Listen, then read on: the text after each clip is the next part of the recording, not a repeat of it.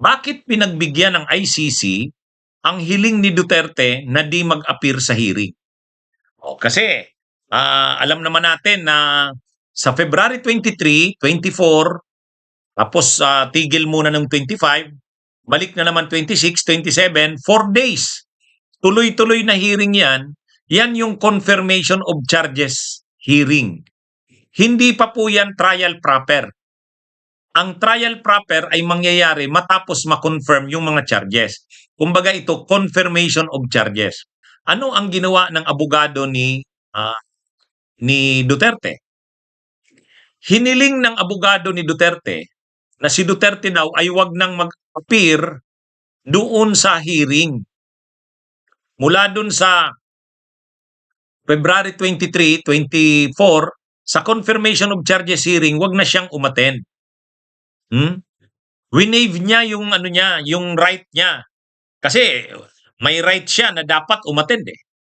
Pero winave niya yon. Ibig sabihin, nag-decide siyang wag nang anuhin yon, gamitin yung right niya na yon. Winave niya. Ngayon, anong rason? Ang rason ng abogado ni Duterte, ang rason ni Duterte, ano daw siya? Frail, old na daw siya, matanda na, pagod na siya, mahina na daw ang katawan niya, frail. Yun yung description niya sa sarili niya. Old, tired, and frail. Ngayon, mga kabunyog, mga kababayan, dahil matanda na siya, pagod siya, mas gustuhin niya na lang daw, doon na lang daw siya sa kulungan. Hindi na daw siya a-attend dyan sa hearing na yan. Saka makakalimutan niya lang naman daw kung ano man ang sabihin doon o pag-usapan. Kaya, ang sabi niya, hindi na lang siya a-attend. Ngayon, ano ang nakalagay sa rules? Ang nakalagay sa rules ng ICC, ang isang akusado ay pwedeng mag-waive ng kanyang pag-attend sa hearing, sa confirmation of charges hearing. Pwede. Allowed ng rules. Ano ang rules? One, ikaw mismo yung susulat. Ibig sabihin, hindi pwedeng yung abogado. Yung ano mismo, yung akusado. Siya talaga ang susulat na ano siya, na nagwi-waive siya. Hindi pwedeng counsel yung gawa ng ng request siya. Yun ang rule. Yun ang pinaka Ngayon, yung prosecution ayaw. Sabi ng prosecution, huwag pagbigyan si Duterte. Irrelevant naman yung issue na old, frail, tired. Irrelevant yun. Dapat pa-attend din siya sa hearing. Ngayon mga kabunyog, anong naging desisyon ng ICC? Ang naging desisyon ng ICC, pre-trial chamber, yung mga judges, pinagbigyan si Duterte. Pinagbigyan. Ngayon, bakit pinagbigyan? Yun ang tanong. Ang desisyon ng ICC, nasa rules naman kasi na pwede naman mag-waive. Ibig sabihin, i-waive mo yung right mo na umattend. Nasa rules yun. At ang nakalagay lang naman sa rules, gumawa ng sulat yung mismo, yung akusado. Siya mismo gumawa ng sulat. Ginawa ni Duterte yon. So yun ang nakalagay sa rules. So ang term na ginamit ng ICC pre-trial chamber, kaya pinagbigyan yung hearing, procedurally appropriate. Ibig sabihin, tama sa procedure. Nandyan naman yan sa procedure. Kaya, dahil nakalagay naman talaga sa rules na pwedeng mag-waive, kailangan lang gumawa siya ng sulat na talagang wini-waive niya, ginawa. Basta't sinunod yung rules na yon, ng requirement na yon ng rules, pinagbigyan siya. Pero, ito ang paglilinaw. Hindi ibig sabihin nun na sang-ayon ng ICC doon sa rason niyang sinabi na old na siya, frail, and tired. At may mga sinabi pa kasi doon si Duterte, hindi niya daw kinikilala ang jurisdiction ng korte. Meron kinidnap lang daw siya sa Pilipinas. Dahil, kumbaga, kinidnap siya dahil sa desisyon ng presidente ng Pilipinas. At saka, gumamit mismo ng chopper ng private jet na chartered.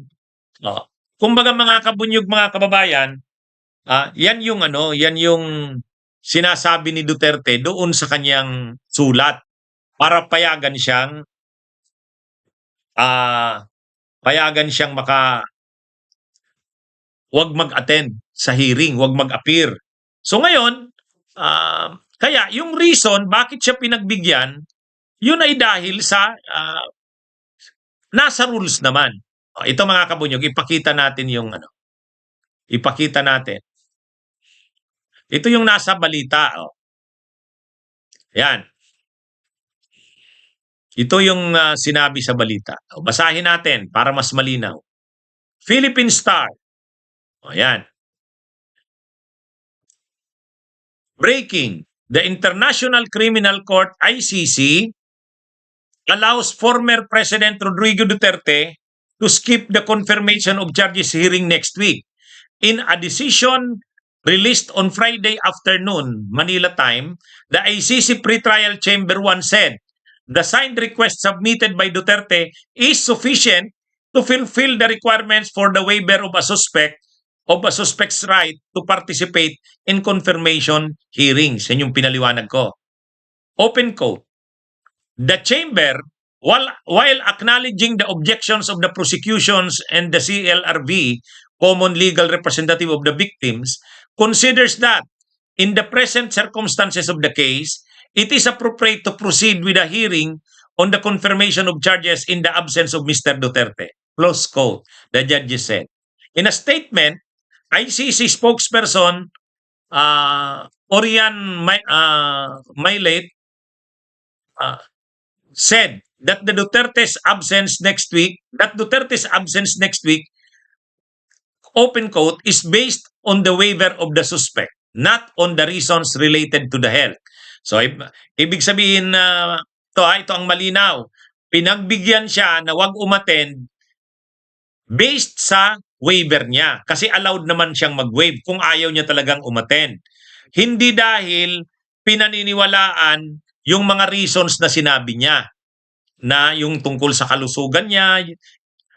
In regard of a panel of medical experts and legal circumstances of the case, the judges had found the subject fit to attend on 26 January 2020 so that Mr. Duterte fit to take part in the pretrial proceedings, she added. In their ruling, the pretrial judges noted that the defense's submissions in the request are speculative, have no impact on the court proceedings, and are irrelevant. O yan. Kaya malinaw, pinagbigyan siya na wag umattend, pinagbigyan siya na wag mag-appear, hindi dahil sa mga reasons na sinabi niya, na yung health niya, hindi yun. Hindi yun yung reason, kundi right niya naman yun, nakalagay naman sa rules na pwede siyang mag-waive ng pag-attend at sinunod naman yung procedure na gumawa siya ng personal letter, siya mismo. So, dahil ginawa naman yon, nasunod naman yon, pinagbigyan siya. Hindi dahil dun sa mga sinabi niyang reasons na old siya, frail at tired at hindi niya kinikilala ang jurisdiction ng korte. Yan yung paglilinaw ng ICC spokesperson at ng ICC pretrial chamber. Okay? So malinaw na mga kabunyog, mga kababayan. Kasi ayaw din ng ICC siguro na magdrama si Duterte. Baka naman umattend siya. Pipilitin siyang umattend. Tapos magdrama siya doon. Di parang lalabas niyan.